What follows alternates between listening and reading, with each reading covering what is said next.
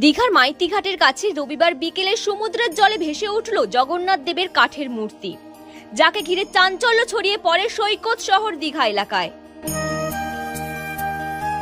মাইতি ঘাটে নতুন ঘাট তৈরির কাজ চলছিল। মিস্ত্রিদের চোখে পড়ে জলে ভাসছে একটা বড় কাঠের মূর্তি। জল থেকে তুলে এনে দেখা যায় ওই কাঠের মূর্তিটি প্রভু নীলাচল জগন্নাথ দেবের।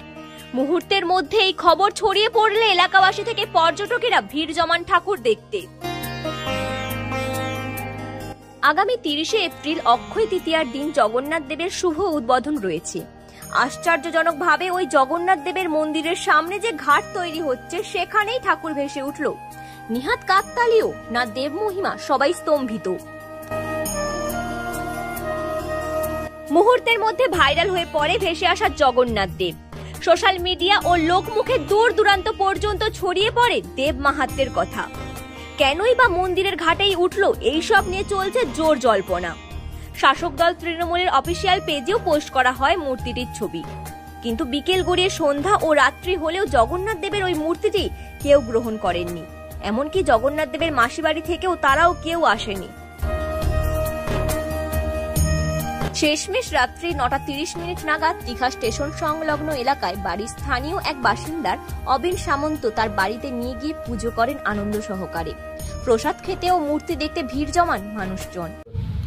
শোনেন, আমরা বাঙালি সনাতনী, আমরা যেহেতু বাঙালি রীতিনীতি মেনে আমরা চলি। হ্যাঁ, মহাপ্রভু যখন পাওয়া গেছেন সেখানে মন্দির ট্রাস্ট বলে দিল যে আমরা এখন রাখতে পারছি না। অন্যান্য আধিকারিক ছিলেন, ওনারা বললেন না আমরা নিয়ে যেতে পারছি না। এখন আমি নিয়ে এলাম বাড়িতে, জগন্নাথ মহাপ্রভুকে নিয়ে এসে পুজো পাঠ করে সবার সামনে প্রসাদ বিতরণ করলাম, রাখলাম। যদি কোনো সংস্থা যে আমার ঠাকুর ফেরত দিতে হবে বলে আমি স্বেচ্ছায় দিই।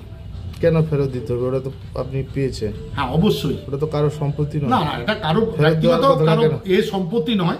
আমি পাওয়া জিনিস নিয়ে এসেছি, প্রতিষ্ঠা করলেন, বাড়িতে প্রতিষ্ঠা করলাম। যেহেতু আমার ঘরে রাধা গোবিন্দ নিত্য পূজা সেবা দেওয়া হয়, সেই হিসাবে আমি নিয়ে এলাম যে জগন্নাথ মহাপ্রভুর নিত্য সেবা হবে। কতটা আনন্দ লাগছে? হ্যাঁ, অবশ্যই আনন্দ তো, মনের আনন্দ তো লাগছে। বাড়ির সবাই আনন্দিত এতে, শুধু আমার নয়, পাড়া প্রতিবেশী সবাই আনন্দিত। লোক তো দেখলাম এসেছিল আপনার উপস্থিত, সবাই দেখতে এসছেন। আপনার নাম আর কোন? আমার নাম অবনী সামন্ত। কোন গ্রামের বাসিন্দা? এটা ভূমিব্রহ্মপুর নিউ দীঘা স্টেশনের গায়ে।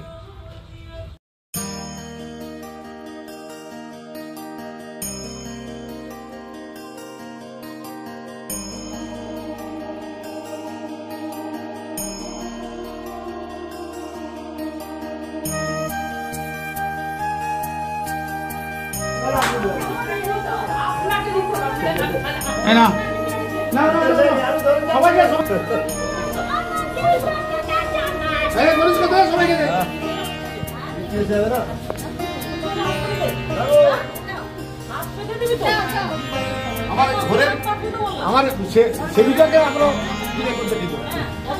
হ্যাঁ, আমার সেবিকা তো সেই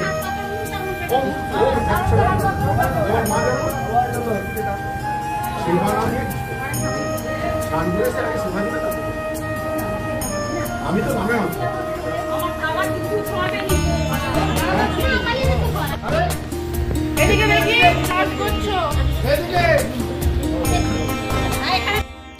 ব্যুরো রিপোর্ট, বাংলার কথা।